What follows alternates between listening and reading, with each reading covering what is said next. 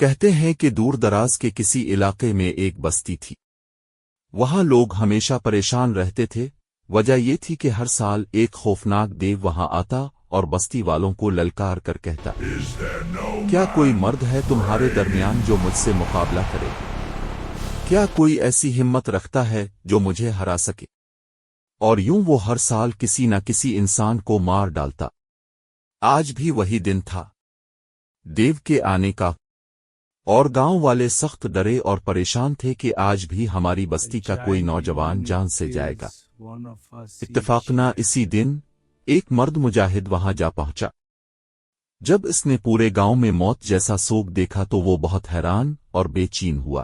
اس نے بستی والوں سے پوچھا، تم لوگ اتنے پریشان یہاں کیوں کیا ہو؟ ہوا ہے؟ سب کچھ مردہ سا یہاں نظر کیا آ رہا ہوا ہے کہ سب کچھ مردہ سا نظر آتا ہے؟ بستی والوں نے حالت سنائی۔ ہر سال ایک دیو آتا ہے، مقابلے کے لیے کسی کا مطالبہ کرتا ہے اور پھر گاؤں کا ایک انسان مار دیتا ہے۔ مرد مجاہد نے پوچھا، تو اس سال تم نے کس کو مقابلے کے لیے چنا ہے؟ بستی والوں نے ایک نوجوان کو لا کر اس مجاہد کے سامنے کھڑا کیا۔ وہ نوجوان پژمردہ، کمزور اور نحیف دکھتا، اس کے جسم سے واضح تھا کہ وہ کسی لڑائی یا مقابلے کے قابل نہیں۔ مرد مجاہد نے اسے دیکھ کر حیرت سے سر ہلایا، پھر بولا، اس بار دیو کا مقابلہ تم لوگ نہیں کرو گے، میں خود اس کے ساتھ لڑوں گا۔ انہیں پہلی بار امید لگی کہ شاید آج ان کی مصیبتوں کا خاتمہ ہو جائے۔ میدان میں بیٹھ کر مجاہد نے دیو کے نمودار ہونے کا انتظار کیا۔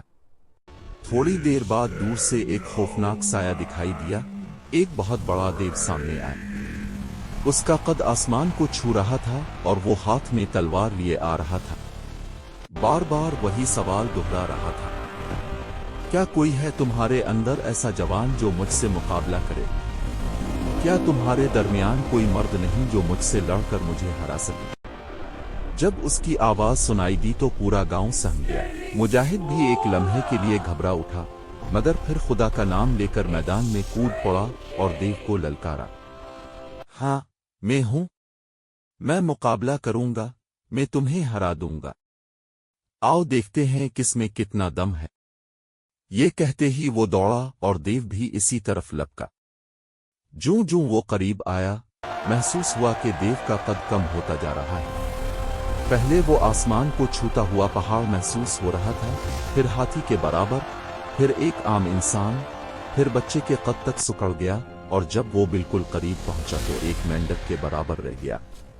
مجاہد نے تلوار اس کے سینے میں گھونپ دی اور پھر جھک کر پوچھا، تم کون ہو؟ یہ کیسے ممکن ہوا کہ پہلے تم اتنے بڑے تھے، پھر جیسے ہی میں ہمت اور حوصلے سے تمہاری طرف دوڑا تم چھوٹے ہوتے چلے گئے؟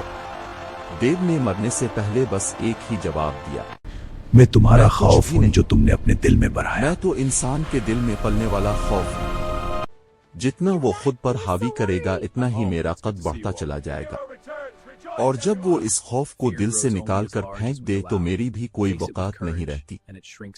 سبق ہے کہ خوف صرف اتنا طاقتور ہوتا ہے جتنا تم اسے اپنے دل میں جگہ دیتے ہو۔ جب انسان ہمت، ایمان اور حوصلے سے خوف کا سامنا کرتا ہے تو وہ خوف خود بخود چھوٹا ہوتا چلا جاتا ہے۔